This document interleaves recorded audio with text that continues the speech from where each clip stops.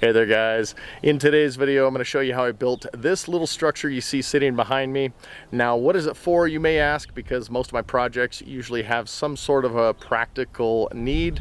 Well, for us this is going to be a little tack barn to store all of my daughter's horse supplies, saddles, halters, things like that.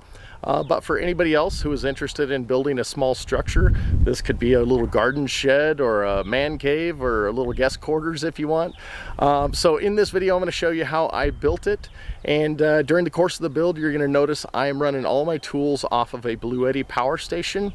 I have tested out a couple of their power stations in the past on projects like with my truck camper, and I've always been impressed. But this one is a bit different, which I will tell you about later because it's way more than just a portable power station. But for the purposes of this video, I'm just using it to power my tools and such to build this. So hopefully you'll find it interesting. I'll give you a little bit more information on the power station, and without further ado, let's get to building. To start this project off, as you might expect, I'm going to be pouring a concrete slab foundation, approximately 8 foot by 8 foot. But you might be wondering about those two rectangular shapes inside the formwork, what those are there for. Well, those are there for no other reason than just to reduce the number of bags that I have to mix today. And they were just leftover chunks of concrete from a past project that I'm just using as filler. The rest of the slab ranges from 7 inches depth at the footers on the outsides to 3 to 3.5 in the middle. And in addition to my explanation of how I plan to save a few bags of concrete, the other thing I wanted to point out is that this initial concrete pour is not being done with the Bluetti power station. And the reason for that is because it had simply not arrived, and being that this is a big project, I wanted to get this slab poured so that it could cure for about a week before I started framing on it. And as luck would have it, I had planned to do this whole thing alone, but my father-in-law and nephew decided to stop by and see if I needed any extra help. And so I said yes. There you go. Papa's gonna hold it there, and then we're gonna push this in.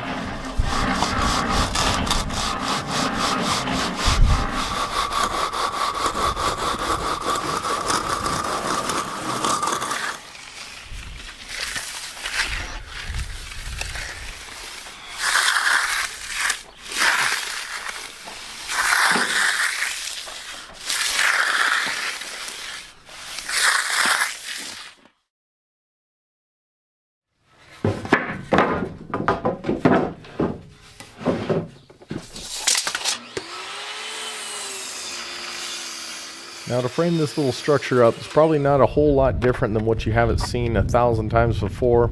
Just build the walls on the ground, use pressure treated lumber on the parts that are going to contact the slab, tilt them in place and secure them together.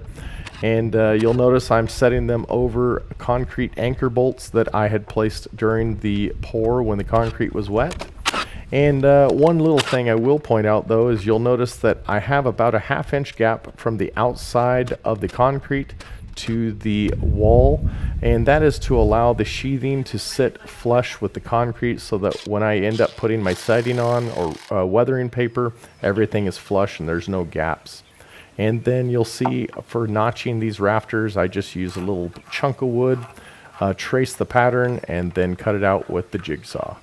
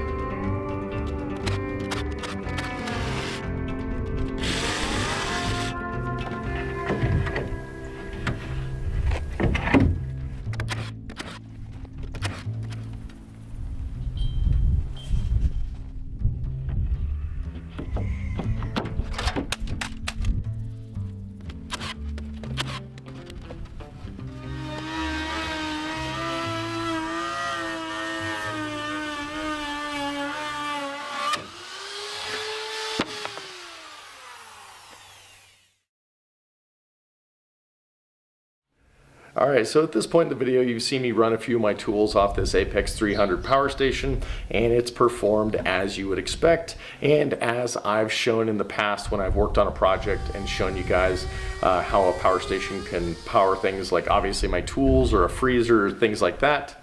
But I wanted to give you a closer look because this one is a little bit different than ones I've done in the past. And you may recognize it definitely has a more simplistic look up front. And that is because the whole design of this is to be designed as a scalable machine. So it can be used simply as a portable power station like I'm using in this video, or something to power a freezer or medical device in an emergency. But it has the capacity to be scaled up as an entire home backup. So what I'm going to do now is I'll show you all the kind of features of the outlets and ports, and then I'll talk about the couple different scenarios that I think this could be really beneficial to some of you. Starting with the front of the Apex 300, you'll notice it is much more simple looking as compared to some of the other Bluettis I've used in the past. There's not a whole ton of outlets and ports on the front. It just has 4 AC ports with dust covers. They're all 20 amp. Has a power button, a charging selector so you can select between auto, silent, and turbo mode, an LCD screen to show your total capacity, what's coming in versus what's going out, and then it has an AC selector button to give power to your outlets, an eco mode button to put it in a mode where it's going to shut down things that aren't being used. And what really intrigued me about this this unit specifically was the 120 to 240 volt selector switch. I haven't used any power banks that have the 240 option for, say, a dryer or a well pump, something high draw like that, which I think is really cool. And then over here on the left side, there are 2 inputs for solar totaling 2400 watts, but they also sell an accessory to allow you to expand the solar input to up to 6400 watts. And then there is a battery expansion port for those batteries you see in the background to increase the total capacity of this machine. And then over here on this side, there's just your normal wall outlet AC input for regular charging, using it as a portable power station. It has a 50 amp AC in and out port, so you can set this up as a home backup or a UPS type of system. And then there's a 30 amp outlet and a 50 amp outlet that is 240. So yeah, it packs quite a punch. And now I'll talk kind of about the uses that one might want to use this for. Well, now that I've given you a little bit of an overview of the Apex 300, you may be wondering what type of person would benefit from a system like this most. Well, the way I see it, there's probably 3 groups of people that would stand to benefit from having something like this on hand. With the first and largest group of people, myself included, being folks that want something like this as a portable plug-and-play backup power system in case of a power outage to keep a freezer or refrigerator going so you don't lose hundreds of dollars worth of food. Or people who might need to have an oxygen generator or a CPAP machine going. I mean, that could be a matter of life or death. To somebody who wants to get 2 to 3 of these Apex 300s because they are linkable, and pair them with up to 18 of those expansion battery packs and set up a whole house or partial house backup system to run virtually everything in your house. I'll put a link to a video from a guy, Spicer Designs, who showed how to link this and some of those expansion battery packs to make a backup power supply for his shop. Thought he did a good job. It's about halfway through the video. And then the second group of people would be people into like extended boondocking, RV living, van life, whether somebody is building something from the ground up like I did with my DIY travel trailer, or my still ongoing DIY truck camper project as the primary power source, or with somebody who already has a van or RV. Bluetti also sells this little expansion pack with all the DC outlets that also includes an Anderson plug, so you can simply just plug that in and expand your power capacity in a minute or 2. Super easy. And then the third group of people would be somebody who wants to do like an off-grid build, like maybe do a shed conversion or a shipping container thing, which I actually kind of want to do that with this, just as their primary power. And then as their property grows, they can get expansion battery packs like that. plug them in, and literally just have the system grow with their property. And then probably the last group of people are people like me that sometimes do odd projects around the property, or a little commission build, and I'm running a table saw or something else where there is no power. So with that said, I think we'll get back to the project.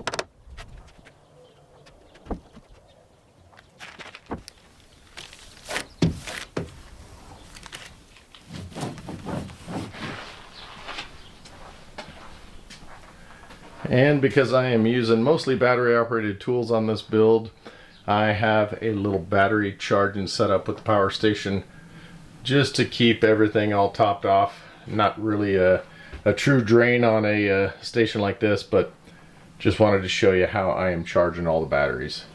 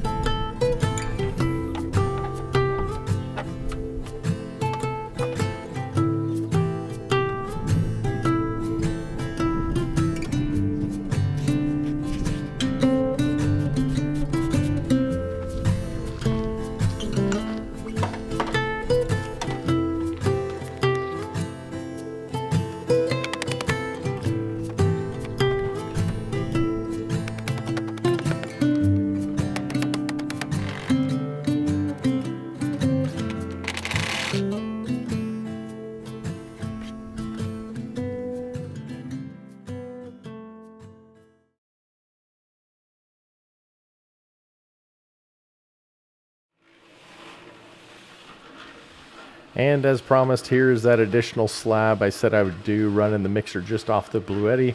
And you can see I'm at it again, trying to save on bags of concrete by adding all the scrap chunks of concrete in there. Probably went a little overboard on this one, but it's not structural, so I think it'll do just fine. And as for the Bluetti, I think I started at about 96%, and I ran the mixer the entire time, which was about maybe 45 minutes. And it, you'll see in a minute, it drops to about 90%.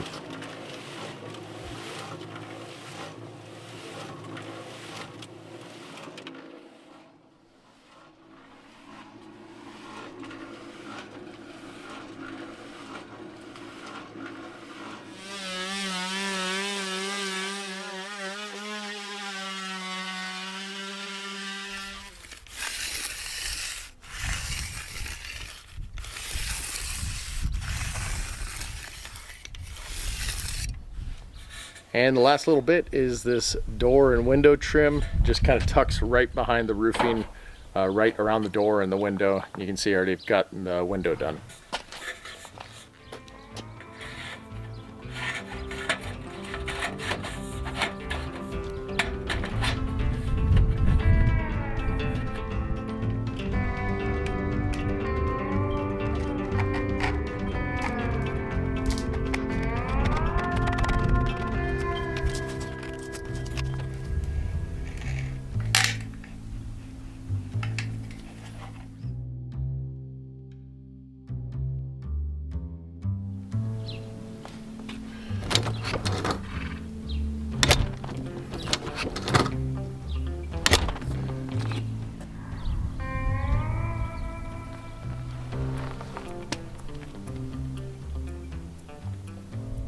All right, well, I think that is pretty much going to do it for this video.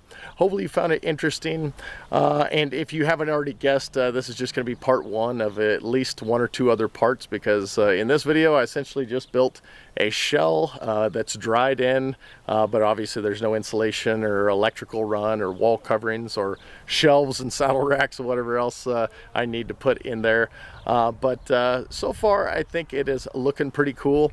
And for those of you who are interested in learning more about the Bluetti Apex 300 power station, I'll be sure to put a link down below in case you want to learn more about it, because having one of these things on hand, especially for emergencies, I think is just super invaluable, whether you want to keep a freezer running during a power outage, or if you you know, have some sort of CPAP or oxygen generator that you need to keep running.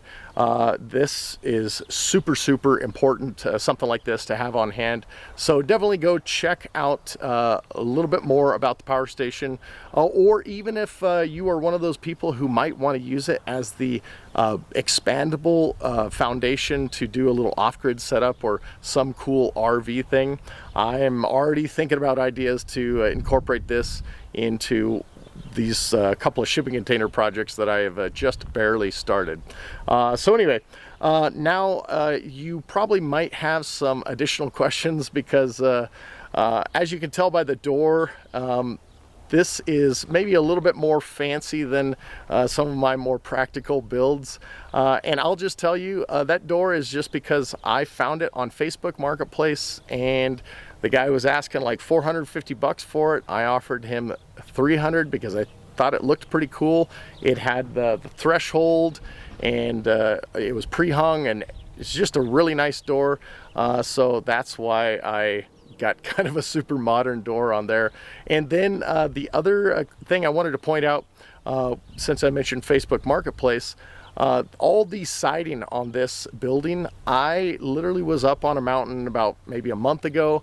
There was a new home being built, and the builder had a bunch of scraps, and I offered him 275 bucks for it. And this is probably maybe 1/7 of the scraps that I picked up. Obviously, some of the pieces were dented and dinged and whatever, but I like metal siding and metal roofing, so this was pretty awesome deal. That was another kind of inspiration of, you know, maybe going a little bit overboard on this little tack barn. And all the corner pieces I actually had to buy new from the roofing company that manufactured this. And the crazy thing is, each one of these corner pieces, along with the roof trim, cost more than all of the roofing or siding that I got off that mountain. So anyway, that's kind of crazy, because it's just a little bit of this whole build, but you'll definitely see this stuff in more of my projects.